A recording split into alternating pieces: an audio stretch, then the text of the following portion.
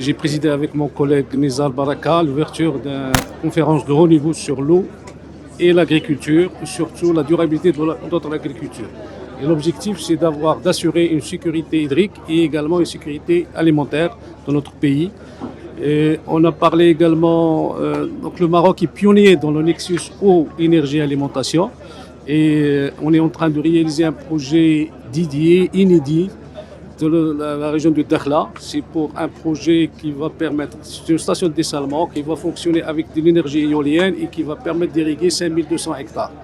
Donc c'est un projet pionnier que plusieurs pays demandent cette expertise et on est en train de travailler ensemble, main dans la main, avec le ministère de l'équipement et de l'eau pour construire un certain nombre de stations de dessalement qui vont permettre de produire plus de 1,7 milliard de mètres cubes et qui vont permettre également d'irriguer plus de 100 à 150 000 hectares qui vont être irrigués 100% par le dessalement indépendamment des changements climatiques ou indépendamment des manques de précipitations. Deux conventions essentielles. La première convention a porté sur l'adaptation de l'agriculture donc au changement climatique.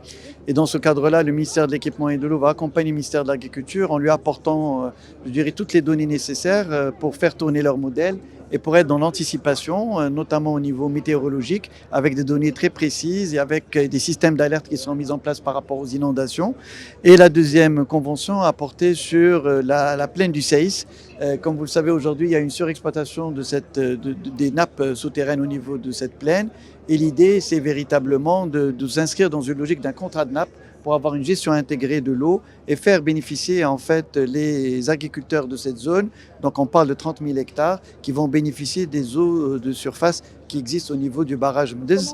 Voilà, on va commencer par 10 000 hectares pour arriver à 30 000 hectares dans un deuxième temps. Aujourd'hui, les canalisations ont déjà été mises en place par le ministère de l'Agriculture pour que ces 10 000 hectares commencent déjà à bénéficier de ces eaux. Et cela va nous permettre, de préserver les nappes souterraines, d'assurer une meilleure valorisation de l'eau et nous inscrire dans la durabilité pour pouvoir finalement assurer cette sécurité hydrique et cette sécurité alimentaire qui vont de pair. Merci.